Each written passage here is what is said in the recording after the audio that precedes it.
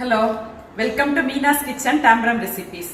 இன்னைக்கு நம்ம பார்க்க போற ட்ரை பவுடர் வந்து சாம்பார் பவுடர். சாம்பார் பொடி எப்படி பண்ணணும்? இது வந்து ஒரு authentic sambar powder, traditional sambar powder. இந்த சாம்பார் பவுடர் வச்சு நம்ம சாம்பார் பண்ணணும். டேஸ்ட் ரொம்ப ஆசமா இருக்கும். அதைத்தான் இப்ப எப்படி பண்ணலாங்கிறத நம்ம பார்க்க போறோம். நம்ம பண்ண போற சாம்பார் பொடி இன்னைக்கு நான் இந்த கப்ல தான் மெஷர் எடுத்துக்க போறேன். நம்ம யூஸ்வலி எந்த கப்ல மெஷர்மெண்ட் எடுத்துக்கிறோமோ அதை பிக்ஸடா வச்சுக்கணும். சோ இன்னைக்கு நான் எடுத்துட்டு இருக்கிற இந்த கப்ல 4 டைம் தனியா சீட் எடுத்துக்கிறேன். கொத்தமல்லி விரை 4 டைம்ஸ் போட்டுக்கிறேன். 3 4.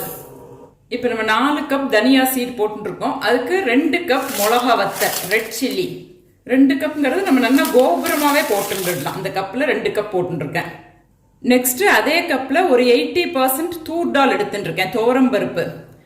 அது கூடவே ஒரு 20% கடலை பருப்பு எடுத்துக்கலாம். ஸோ இது ரெண்டும் சேர்ந்து 1 கப் எடுத்துட்டு இருக்கோம். 80% துவரம் பருப்பு, 20% கடலை பருப்பு, ரெண்டையும் அது கூட அப்படியே ஆட் பண்ணிடலாம் இது கூடவே. நெக்ஸ்ட் அதே கப்ல ஒரு 3/4 கப் வெந்தயம் எடுத்துட்டு இருக்கேன். அதுக்கப்புறமா பெப்பர் வந்து ஒரு 15% எடுத்துக்கலாம். ஸோ 3/4 கப் வெந்தயம், அதுக்கப்புறமா ஒரு 1/4 கப்புக்கும் கொஞ்சம் கம்மியா பெப்பர், அது கூட கொஞ்சமா ஜீரகம். ஸோ இப்போ இந்த 3ம் சேர்ந்து 1 கப். 3/4 கப்புக்கு கொஞ்சம் ஜாஸ்தியா எடுத்துக்கலாம் வெந்தயம், அதுக்கப்புறமா கொஞ்சமா பெப்பர், கொஞ்சமா ஜீரகம். இது ரெண்டுமே ஒரு 10% எடுத்துக்கோங்க. வெந்தயம் வந்து ஒரு 80% எடுத்துக்கலாம். அதையும் இது கூட அப்படியே ஆட் பண்ணிக்கலாம். நெக்ஸ்ட் கடுகு 1 டீஸ்பூன். ஸோ இப்போ நம்ம எல்லாத்தையுமே போட்டுட்டோம். சாம்பார் பொடிக்கு என்னென்ன இன்கிரீடியன்ஸ் வேணுமோ எல்லாத்தையுமே ஆட் பண்ணிட்டோம். நெக்ஸ்ட் இதுல ஒரு 2 ஸ்பூன்ஸ் நல்லெண்ணெய் விட்டுன்னு இருக்கேன்.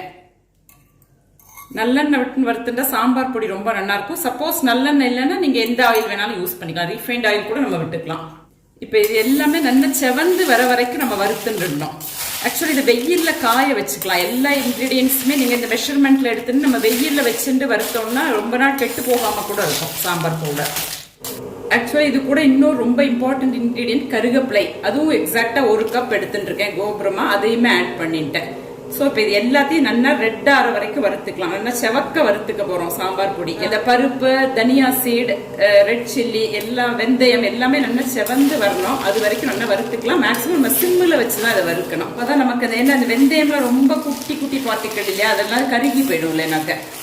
கருகி எடுத்துன்னா அந்த சாம்பாரோட டேஸ்ட் வந்து மாறிடும். ஸோ ரொம்ப கேர்ஃபுல்லா வறுக்கணும். ஒரு 10 மினிட்ஸ் ஆகும் இதை வறுக்கிறதுக்கு.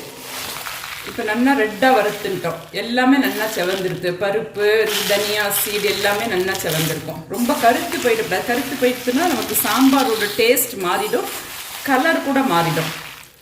கலரும் இம்பார்ட்டன்ட். நமக்கு ஃபுட்டில் உள்ள colour actually important, taste important, ரெண்டுமே மாறிடும். ஸோ இந்த அளவுக்கு நல்லா செவக்க வறுத்துன்றலாம் நமக்கு ஒரு நைஸ் அரோமா வரும் நம்ம வறுத்துக்கும் போதே.